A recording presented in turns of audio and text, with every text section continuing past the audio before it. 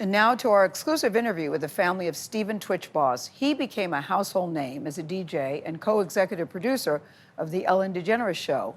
But he first rose to fame as a dancer, and boy, could he dance. That is how he met his wife, fellow dancer Allison Holker. She's a great dancer, too. The couple were raising 3 children together when he took his own life back in December of 2022. It's what happened after his death, including Allison's recent release of a memoir that has fueled tensions between his widow and his family. We sat down with Stephen's mother, Connie Boss Alexander, and his brother, Dre Rose, after they reached out to us at Connie's home in Arizona. This interview took place right before Allison's book was released. What do you miss most? What do you want us to know about him as his mom, and what do you miss most? That face. That face. Whenever we were apart and we would get back together, the first thing I would say is, oh, there's my face. There's my face. Most people know Stephen Boss as Twitch, a charismatic dancer and daytime personality. But to Connie Boss Alexander, Stephen was her loving son. He was kind and caring, you know, and I know that sounds cliche, but he truly was kind and caring and always wanting to make sure you were okay and taking care of you. We're a very affectionate family, so very affectionate. He always kissed me on my forehead. Yeah. You know, I miss that. Connie last texted with Stephen on Monday, December 12, 2022. She says it was an ordinary conversation. They talked about work and his children's Christmas list. The next morning, Connie says, she got a phone call from his wife, Allison Holker, asking if she had heard from him. Hours later, he was found dead in a hotel room with a self-inflicted gunshot wound. Connie's brother, Alan, told her the terrible news. And I just remember Alan saying, Connie, he's gone.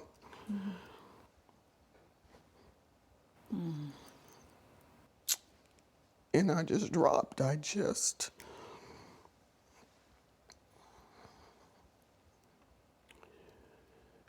You can't imagine those words. I can.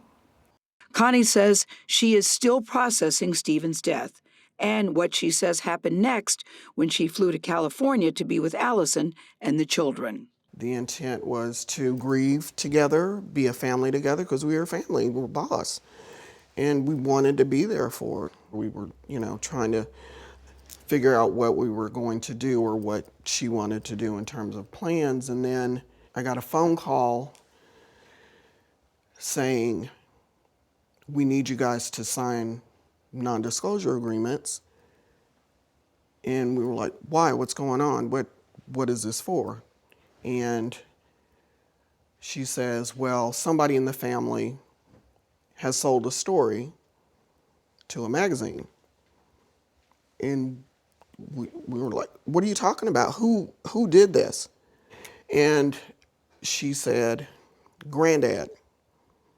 And that's Stephen's grandfather. And now, if you know my dad, he is the most respected, the most integrity. Would never do that. So a magazine did call him, and in the throes of grief, my father answered the phone, and they asked him questions. Right, and he's answering. answered them. Right, he's answering the questions, and, you know, saying we're grieving, we don't know what happened, whatever the answers were.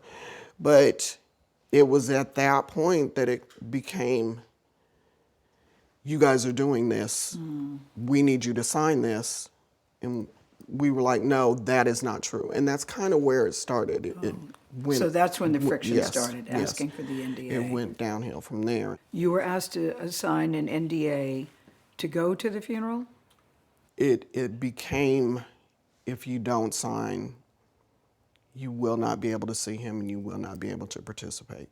Connie says she signed a revised version of the non-disclosure agreement so that she could see her son before he was cremated. In her now-released memoir, Allison Holker expressed concern about pictures of Stephen leaking to the public. To make me sign a document to see the child that I brought into the world,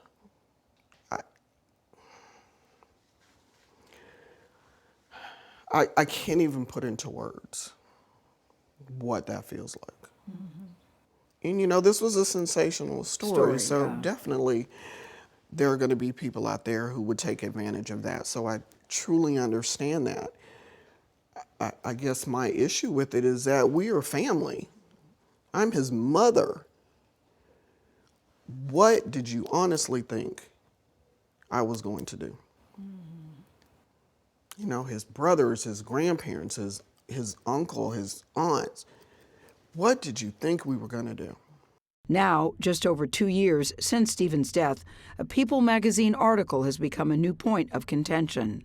It included details from Allison's book about Stephen's marijuana use and Allison allegedly finding a, quote, cornucopia of other drugs in the home he shared with her and their 3 children after Stephen passed. And when you read it for the first time and heard it, what did you think? How did you react? Immediately it was, oh my God.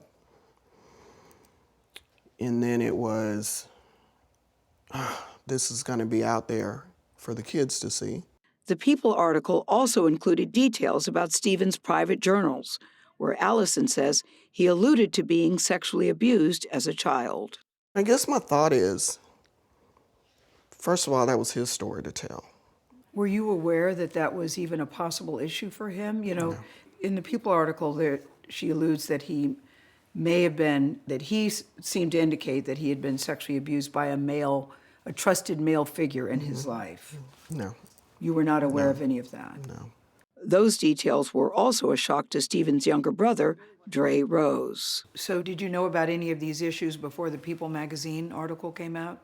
Cornucopia of drugs, including mushrooms, pills, and other substances, implying that he had a serious drug issue. I knew that recreationally he's used or tried things. That wasn't a shock to me. This cornucopia of drugs that had to be Googled, we don't even know if those were, we don't know anything to be true. Finish that sentence. We don't even know if those were his? Yes, I mean, really, it's hearsay. It's someone else's version. And if that is the truth, there could have been a better way to bring that to the family, and then we discuss, what that meant. So you wish there would have been a conversation with the family? Yes. That I found this. Yeah, huh? Do you know anything about it? Were you aware of possible sexual abuse in his childhood? You knew nothing about that? That was new. That was a shock to you to hear that? Yes. It was a shock to me. It was a shock to our father. Because when that comes up, it's like, well, hold on, a male figure in the a male figure, right? Yeah. So now you have our family looking at each other like, well, what happened? And we didn't know anything of that nature. When we talk about drugs, and she didn't use the word that he was an addict, but she did say that there were a lot of drugs. Couldn't she have known things about him that you two didn't? Mom wouldn't know, you wouldn't know. It's a possibility. I mean, the they were married. wife often knows more than the family, even as close as the family. So you don't give her a pass on that she may know things that you all didn't know. I think about him. There are things that she knows that we didn't know, but also know that there are things about him that she didn't know. Dre, who worked with Stephen, says his brother would often confide in him about struggling with issues like imposter syndrome, and together they would come up with ways to tackle his insecurities. He says Stephen told him that those conversations were difficult with Allison. So, in my opinion, our conversation that he had with me, he felt silenced, like he couldn't get it out. He felt silenced in his own home, you're saying? Often. Often. I mean, he loved his wife. He loved those kids. Yes. And he would definitely give them his last. But in any situation in which you can't have a conversation and get resolved, it becomes one-sided. And I believe, because you asked about their relationship, I can say that there were many conversations there was no resolve. But he would always say to me, this is life, the lights are on, I'll figure it out. A lot has been made about the NDA, that the family was asked to sign an NDA, to go to the funeral, to have the wake. What is your take about this NDA? The NDA made my brother's life and experiences pretty much intellectual property. The family shared a copy of the initial confidentiality agreement, which Dre says was sent by Allison's assistant 3 days after Stephen's death. It names Allison Holker, her family, and Stephen Boss as beneficiaries and says that confidential information about their professional or business endeavors, personal lives, and any photographs, films, or videos cannot be disclosed, even in the course of casual discussions to any person or entity. In a revised version of that NDA, the Boss family and Allison's team changed the terms of the agreement from an unlimited time frame to apply only to the information learned between the time of Stephen's death and his memorial service. It was presented to us as, we don't want pictures at the wake and funeral and things of that nature. That's a fair request. Two things can be true. Yeah. But if you have that in the beginning of the NDA and then in the fine print, it says all these other things that are included, that's the concern. After the People magazine article was published, members of the Boss family and the public began reacting online. Allison Holker put out a statement in response to that backlash, saying in part that she hoped by sharing the full story, maybe I can help someone else who might see themselves or a loved one in Stephen. What do you say to that? I see no accountability in that statement. I see no accountability in the fact that the family had to find out about these things in the manner that they did.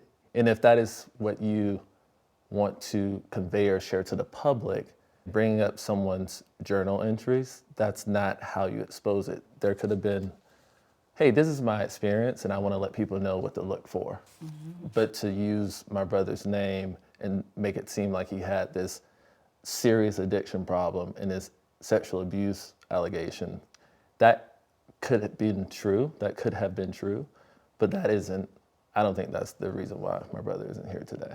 You don't? Why do you think your brother isn't here today?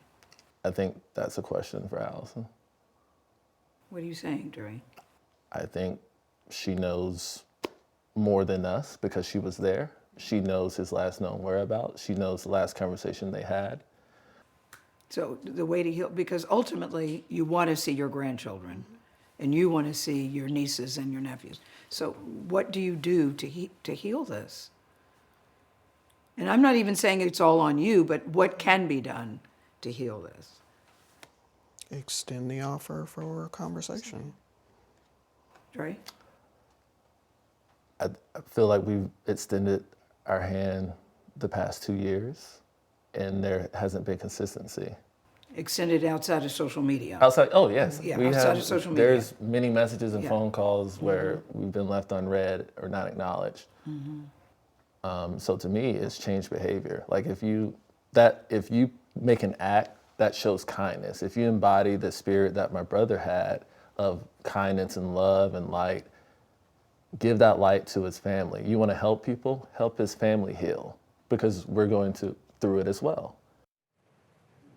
Now, in a statement Connie Boss Alexander sent us after finishing Allison Holker's book, she said in part, "Devastated does not begin to describe my pain. I am blindsided and heartbroken by the cruel, reckless implications in her book, which not only dishonor my son's memory, but also inflict irreparable harm on our grieving family."